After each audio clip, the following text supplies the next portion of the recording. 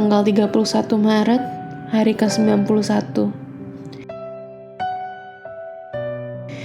Bacaan 2 Samuel pasal 21 sampai dengan pasal 24. Kata-kata dan kisah akhir Daud. Garis besar, bagian hari ini mencakup 6 topik yang meskipun di luar urutan kronologis yang ketat, membentuk lampiran yang melengkapi tubuh utama 2 Samuel, dan dengan demikian memberikan kesimpulan yang tepat untuk buku tersebut.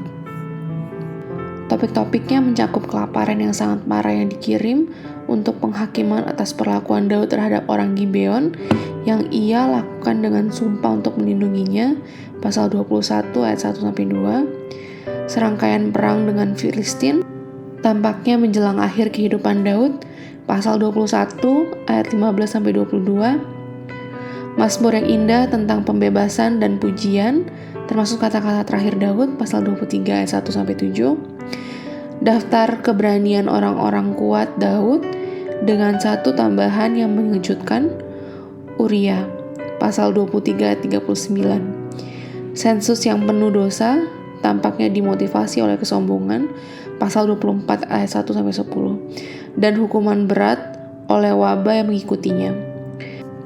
Paragraf penutup buku ini menggambarkan Daud dalam pose yang paling alami, menyembah Tuhan dalam kerendahan hati.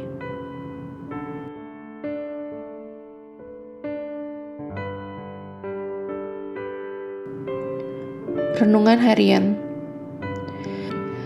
Apakah Anda ada dalam daftar pria dan wanita perkasa Allah? Jangan menjawab terlalu cepat. Pilihan Tuhan mungkin menyejutkan Anda. Daud menyusun daftar 37 serdadu dari pasukan yang besar, 37 orang yang menurut perkiraannya berhak mendapatkan gelar perkasa. Sebagian besar pilihannya masuk akal. Lagi pula, siapa yang mungkin bisa meninggalkan Ishibaal, orang Hakmohi yang membunuh 800 orang sendirian, atau Eliezer putra Dodo yang suatu hari bertempur melawan orang Filistin sampai tangannya terlalu lelah untuk mengangkat pedangnya? Kedua orang ini bersama dengan prajurit lain menerobos barisan orang Filistin untuk membawa Raja Daud yang haus secangkir air dingin dari sumur Bethlehem. Dan untuk itu mereka menerima pujian yang sama seperti seorang prajurit yang membunuh ratusan orang. Hentikan dan pikirkan satu tindakan spesifik yang dapat Anda lakukan hari ini yang akan perkasa di mata Tuhan. Ingat, bahkan segelas air dingin yang memberikan dalam namanya tidak akan diabaikan. Sekarang sertakan dalam jadwal Anda dan lakukanlah.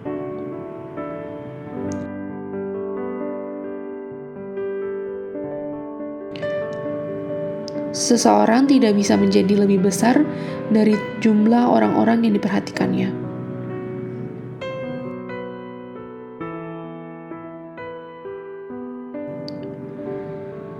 Pendalaman.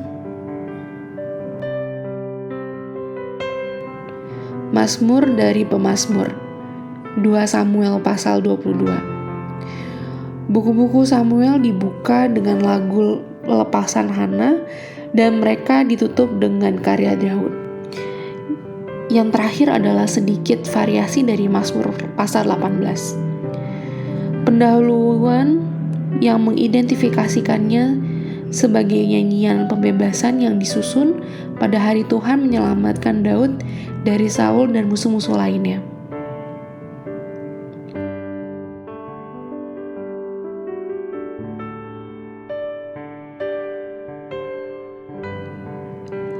Tanah perjanjian yang kaya, 2 Samuel pasal 24 ayat 18. Buku ini ditutup dengan Daud membeli tempat pengirikan di Gunung Moria di Yerusalem, pasal 24 ayat 18. Tempat di mana Abraham mempersembahkan Ishak berabad-abad sebelumnya dan tempat di mana Bait Salomo akan segera berdiri. Lihat Kejadian pasal 22 ayat 2 dan 2 Tawarik pasal 3 ayat 1.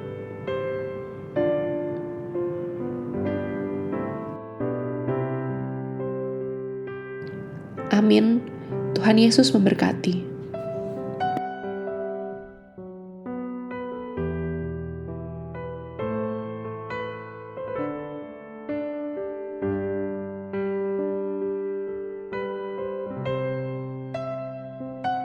Samuel pasal 21. Orang-orang Gibeon dan keluarga Saul. Dalam zaman Daud, terjadilah kelaparan selama 3 tahun berturut-turut. Lalu Daud pergi menanyakan petunjuk Tuhan. Berfirmanlah Tuhan, pada Saul dan keluarganya melekat hutang darah, karena ia telah membunuh orang-orang Gibeon. Lalu raja memanggil orang-orang Gibeon dan berkata kepada mereka, orang-orang Gibeon itu tidak termasuk orang Israel, tetapi termasuk sisa-sisa orang Amori. Dan walaupun orang Israel telah bersumpah kepada mereka, Saul berikhtiar membasmi mereka dalam kegiatannya dan kepentingan orang Israel dan Yehuda. Daud berkata kepada orang-orang Gibeon itu, apakah yang dapat kuperbuat bagimu?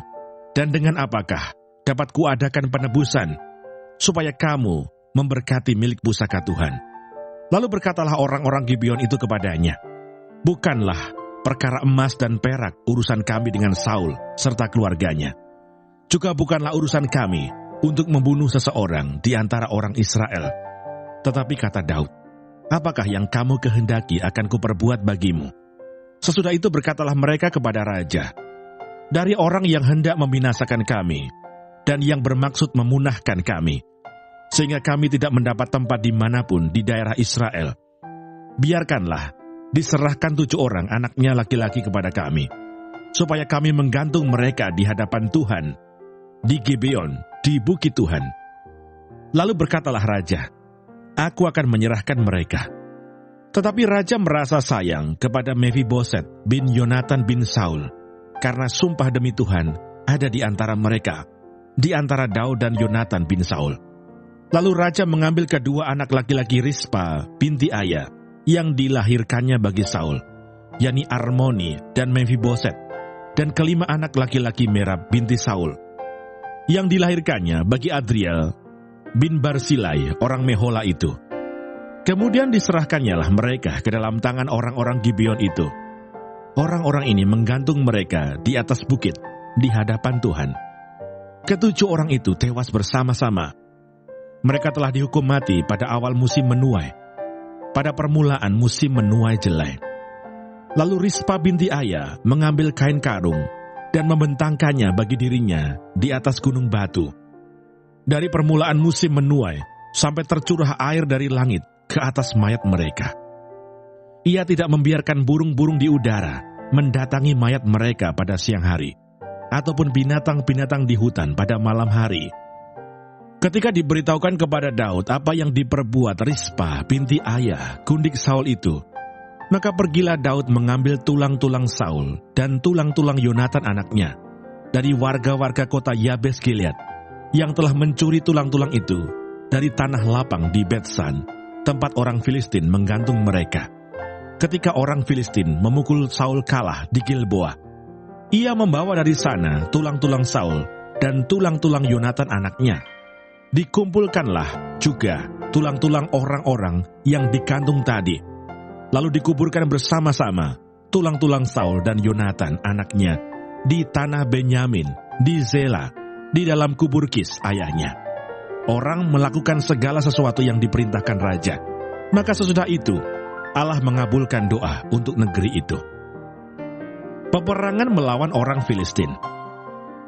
Ketika terjadi lagi peperangan antara orang Filistin dan orang Israel, maka berangkatlah Daud bersama-sama dengan orang-orangnya, lalu berperang melawan orang Filistin, sampai Daud menjadi letih lesu. Yisbi Benob, yang termasuk keturunan raksasa, berat tombaknya 300 sikal tembaga, dan ia menyandang pedang yang baru, menyangka dapat menewaskan Daud. Tetapi Abisai anak Seruya datang menolong Daud, lalu merobohkan dan membunuh orang Filistin itu. Pada waktu itu orang-orang Daud memohon dengan sangat kepadanya, kata mereka, janganlah lagi engkau maju berperang bersama-sama dengan kami, supaya keturunan Israel jangan punah bersama-sama engkau. Sesudah itu terjadi lagi pertempuran melawan orang Filistin di Gob, Pada waktu itu Sibkai, orang Husa, memukul kalah Saf yang termasuk keturunan raksasa. Dan terjadi lagi pertempuran melawan orang Filistin di Gob. Elhanan bin Yaare, Oregim, orang Bethlehem itu, menewaskan Goliat, orang Gad itu, yang gagang tombaknya seperti pesa, tukang tenun. Lalu terjadi lagi pertempuran di Gad, dan di sana ada seorang yang tinggi perawakannya, yang tangannya dan kakinya masing-masing berjari 6, 24 seluruhnya. Juga orang ini termasuk keturunan raksasa. Ia mengolok-olok orang Israel. Maka Yonatan, anak Simea, kakak Daud, menewaskannya. Keempat orang ini termasuk keturunan raksasa di Gad. Mereka tewas oleh tangan Daud dan oleh tangan orang-orangnya. 2 Samuel pasal 22. Nyanyian syukur Daud. Daud mengatakan perkataan nyanyian ini kepada Tuhan pada waktu Tuhan telah melepaskan dia dari cengkeraman semua musuhnya dan dari cengkeraman Saul. Ia berkata, "Ya Tuhan, bukit batuku, kubu pertahananku dan penyelamatku. Allahku, gunung batuku, tempat aku berlindung.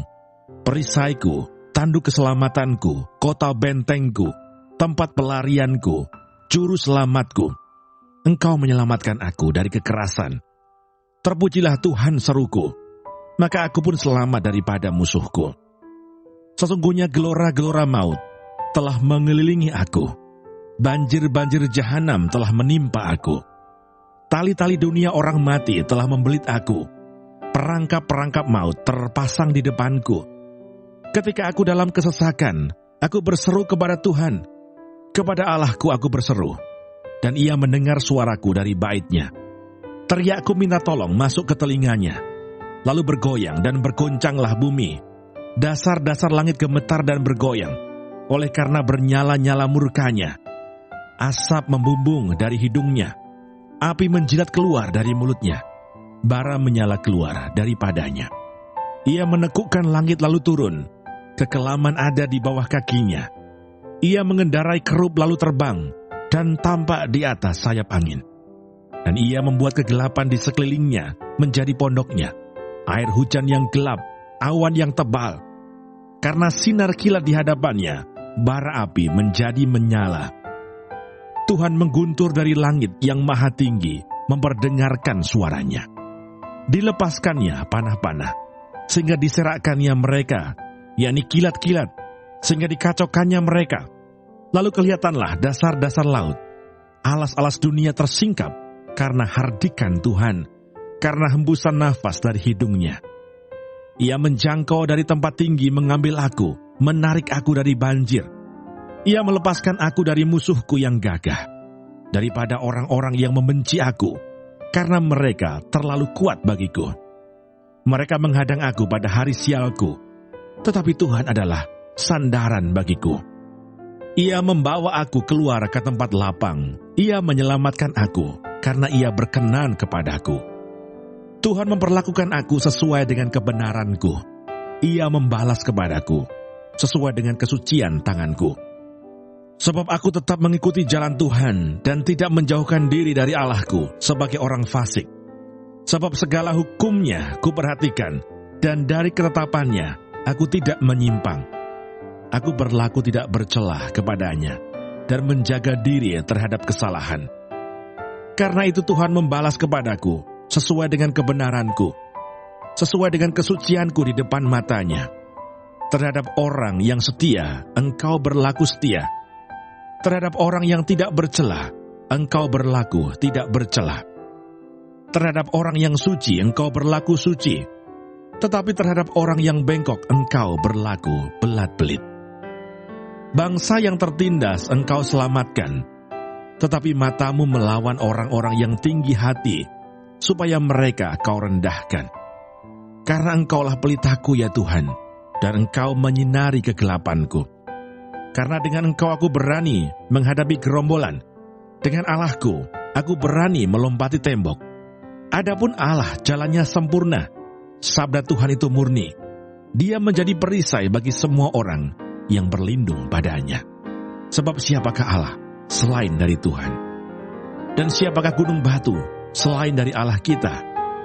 Allah, dialah yang menjadi tempat pengungsianku yang kuat dan membuat jalanku rata, yang membuat kakiku seperti kaki rusa dan membuat aku berdiri di bukit, yang mengajar tanganku berperang, sehingga lenganku dapat melengkungkan busur tembaga. Juga kau berikan kepadaku perisai keselamatanmu, dan kebaikanmu telah membuat aku besar. Kau berikan tempat lapang untuk langkahku, dan mata kakiku tidak goyah. Aku mengejar musuhku sampai mereka kupunahkan, dan tidak berbalik sebelum mereka kuhabiskan. Aku menghabiskan dan meremukkan mereka, sehingga mereka tidak bangkit lagi, dan mereka rebah di bawah kakiku. Engkau telah mengikat pinggangku dengan keperkasaan untuk berperang. Engkau tundukkan ke bawah kuasaku orang yang bangkit melawan aku. Kau buat musuhku lari daripadaku, orang-orang yang membenci aku, mereka kubinasakan. Mereka berteriak minta tolong, tetapi tidak ada yang menyelamatkan. Mereka berteriak kepada Tuhan, tetapi Ia tidak menjawab mereka. Aku menggiling mereka halus-halus seperti debu tanah. Aku menumbuk mereka dan menginjak-injak mereka seperti lumpur di jalan, dan Engkau meluputkan aku dari perbantahan bangsaku. Engkau memelihara aku sebagai kepala atas bangsa-bangsa. Bangsa yang tidak kukenal menjadi hambaku. Orang-orang asing tunduk menjilat kepadaku. Baru saja telinga mereka mendengar, mereka taat kepadaku. Orang-orang asing pucat layu dan keluar dari kota kubunya dengan gemetar. Tuhan hidup, terpujilah gunung batuku. Dan ditinggikanlah kiranya Allah gunung batu keselamatanku. Allah yang telah mengadakan pembalasan bagiku, yang telah membawa bangsa-bangsa ke bawah kuasaku, dan yang telah membebaskan aku daripada musuhku. Dan Engkau telah meninggikan aku mengatasi mereka yang bangkit melawan aku. Engkau telah melepaskan aku dari para penindas. Sebab itu, aku mau menyanyikan syukur bagimu ya Tuhan di antara bangsa-bangsa. Dan aku mau menyanyikan mazmur bagi namamu. Ia mengaruniakan keselamatan yang besar kepada raja yang diangkatnya, dan menunjukkan kasih setia kepada orang yang diurapinya, kepada Daud dan anak cucunya untuk selamanya.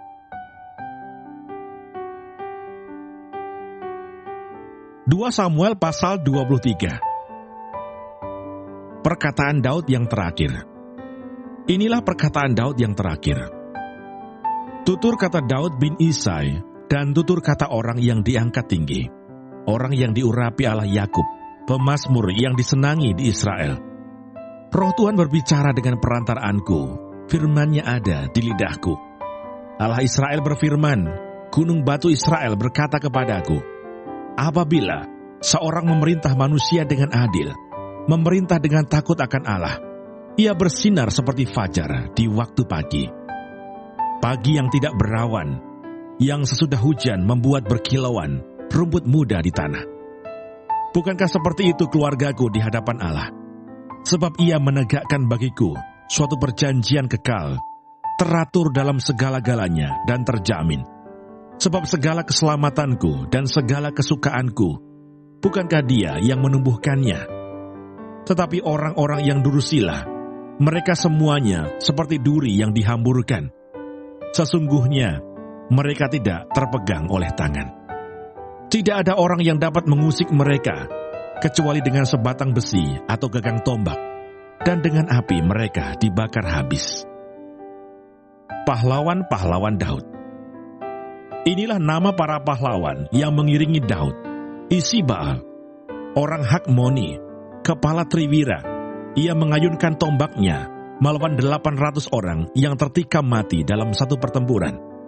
Dan sesudah dia, Eleazar anak Dodo, anak seorang Ahohi, ia termasuk ketiga pahlawan itu. Ia ada bersama-sama Daud ketika mereka mengolok-olok orang Filistin yang telah berkumpul di sana untuk berperang, padahal orang-orang Israel telah mengundurkan diri. Tetapi ia bangkit dan membunuh demikian banyak orang Filistin sampai tangannya lesu dan tinggal melekat pada pedangnya. Tuhan memberikan pada hari itu kemenangan yang besar. Rakyat datang kembali mengikuti dia hanya untuk merampas. Sesudah dia, Sama anak Age, orang Harari, ketika orang Filistin berkumpul di Lehi. Di sana ada sebidang tanah ladang penuh kacang merah, dan tentara telah melarikan diri dari hadapan orang Filistin. Maka berdirilah ia di tengah-tengah ladang itu. Ia dapat mempertahankannya dan memukul kalah orang Filistin. Demikianlah diberikan Tuhan kemenangan yang besar. Sekali datanglah 3 orang dari ke-30 kepala mendapatkan Daud menjelang musim menuai dekat gua Adulam, sedang sepasukan orang Filistin berkemah di lembah Refaim. Pada waktu itu Daud ada di dalam kubu gunung, dan pasukan pendudukan orang Filistin pada waktu itu ada di Bethlehem. Lalu timbullah keinginan pada Daud, dan ia berkata, "Sekiranya ada orang yang memberi aku minum air dari perigi Bethlehem yang ada dekat pintu gerbang." Lalu ketiga pahlawan itu menerobos perkemahan orang Filistin. Mereka menimba air dari perigi Bethlehem yang ada dekat pintu gerbang, mengangkatnya dan membawanya kepada Daud. Tetapi Daud tidak mau meminumnya, melainkan mempersembahkannya sebagai korban curahan kepada Tuhan. Katanya, "Jauhlah daripadaku ya Tuhan untuk berbuat demikian. Bukankah ini darah orang-orang yang telah pergi dengan mempertaruhkan nyawanya?" Dan tidak mau ia meminumnya. Itulah yang dilakukan ketiga pahlawan itu. Abisai, adik Yoab, anak Seruya, dialah kepala ke-30 orang itu. Dan dialah yang mengayunkan tombaknya melawan 300 orang yang mati ditikamnya. Ia mendapat nama di antara ke-30 orang itu. Bukankah ia yang paling dihormati di antara ke-30 orang itu? Memang, ia menjadi pemimpin mereka, tetapi ia tidak dapat menyamai triwira itu. Selanjutnya Benaya bin Yoyada, anak seorang yang gagah perkasa, yang besar jasanya, yang berasal dari Kabseel. Ia menewaskan kedua pahlawan besar dari Moab. Juga pernah ia turun ke dalam lobang dan membunuh seekor singa pada suatu hari bersalju. Pula ia membunuh seorang Mesir, seorang yang tinggi perawakannya. Di tangan orang Mesir itu ada tombak. Tetapi ia mendatanginya dengan tongkat, merampas tombak itu dari tangan orang Mesir itu, lalu membunuh orang itu dengan tombaknya sendiri. Itulah yang diperbuat Benaya bin Yoyada. Ia mendapat nama di antara ke-30 pahlawan itu. Di antara ke-30 orang itu, ia paling dihormati, tetapi ia tidak dapat menyamai triwira, dan Daud mengangkat dia mengepalai pengawalnya. Asael, saudara Yoab, ada di antara ke-30 orang itu. Selanjutnya, Elhanan bin Dodo dari Bethlehem, Sama orang Harod, Elika orang Harod, Heles orang Palti, Ira anak Ikes orang Tekoa, Abieser orang Anatot, Mebunai orang Husa, Salmon orang Ahohi, Maharai orang Netofa, Heleb anak Baana orang Netofa, Itai bin Ribai dari Gibea orang Benyamin, Benaya orang Piraton, Hidai dari lembah-lembah Gaas, Abialbon orang Bet Araba, Asmawet orang Bahurim, El-Yahbah orang Saalbon, Yashen orang Guni, Yonatan anak Sama orang Harari, Ahiam bin Sarar orang Harari, Elifelet anak Ahasbai orang Maakah, Eliam anak Ahitofel orang Gilo, Hesrai orang Karmel, Pairai orang Arbi, Yigal bin Natan dari Sobah, Bani orang Gad, Zelek orang Amon, Naharai orang Beerot, pembawa senjata Yoab anak Zeruya, Ira orang Yetri, Gareb orang Yetri, Uriah orang Het, semuanya 37 orang. 2 Samuel pasal 24. Pendaftaran dan hukuman. Bangkitlah pula murka Tuhan terhadap orang Israel. Ia menghasut Daud melawan mereka, firman-Nya, "Pergilah, hitunglah orang Israel dan orang Yehuda." Lalu berkatalah raja kepada Yoab dan para panglima tentara yang bersama-sama dengan dia, "Jelajahilah segenap suku Israel, dari Dan sampai Beersheba. Adakanlah pendaftaran di antara rakyat, supaya aku tahu jumlah mereka." Lalu berkatalah Yoab kepada raja, "Kiranya Tuhan Allahmu menambahi rakyat 100 kali lipat daripada yang ada sekarang." dan semoga mata tuanku raja sendiri melihatnya. Tetapi mengapa tuanku raja menghendaki hal ini?" Namun titah raja itu terpaksa diikuti oleh Yoab dan oleh para panglima tentara. Maka pergilah Yoab dan panglima-panglima tentara itu atas perintah raja untuk mengadakan pendaftaran di antara bangsa Israel. Mereka menyeberangi sungai Yordan, lalu mulai dari Aroer dan dari kota yang terletak di tengah-tengah lembah ke arah Gad dan Yaeser. Kemudian sampailah mereka ke Gilead dan ke Kades di negeri orang Het. Selanjutnya sampailah mereka ke Dan, dan dari Dan mengambil jurusan Sidon. Kemudian sampailah mereka ke tempat yang berkubu, Tirus, dan ke segala kota orang Hewi dan orang Kanaan. Akhirnya tibalah mereka di bagian selatan Yehuda di Berseba. Setelah mereka menjelajah seluruh negeri itu, sampailah mereka kembali ke Yerusalem setelah lewat 9 bulan dan 20 hari. Lalu Yoab memberitahukan kepada raja hasil pendaftaran rakyat. Orang Israel ada 800.000 orang perangnya yang dapat memegang pedang, dan orang Yehuda ada 500.000. Tetapi berdebar-debarlah hati Daud setelah ia menghitung rakyat, lalu berkatalah Daud kepada Tuhan, "Aku telah sangat berdosa karena melakukan hal ini. Maka sekarang Tuhan, jauhkanlah kiranya kesalahan hamba-Mu, sebab perbuatanku itu sangat bodoh." Setelah Daud bangun daripada waktu pagi, datanglah firman Tuhan kepada Nabi Gad, pelihat Daud demikian, "Pergilah, katakanlah kepada Daud, beginilah firman Tuhan, 3 perkara kuhadapkan kepadamu, pilihlah salah satu daripadanya, maka aku akan melakukannya kepadamu." Kemudian datanglah Gad kepada Daud, memberitahukan kepadanya dengan berkata kepadanya, "Akan datanglah menimpa engkau 3 tahun kelaparan di negerimu, atau maukah engkau melarikan diri 3 bulan lamanya dari hadapan lawanmu, sedang mereka itu mengejar engkau? Atau akan adakah 3 hari penyakit sampar di negerimu? Maka sekarang pikirkanlah dan timbanglah, jawab apa yang harus kusampaikan kepada yang mengutus aku." Lalu berkatalah Daud kepada Gad, "Sangat susah hatiku. Biarlah kiranya kita jatuh ke dalam tangan Tuhan, sebab besar kasih sayangnya. Tetapi janganlah aku jatuh ke dalam tangan manusia." Jadi Tuhan mendatangkan penyakit sampar kepada orang Israel dari pagi hari sampai waktu yang ditetapkan. Maka matilah dari antara bangsa itu, dari Dan sampai Berseba, 70.000 orang.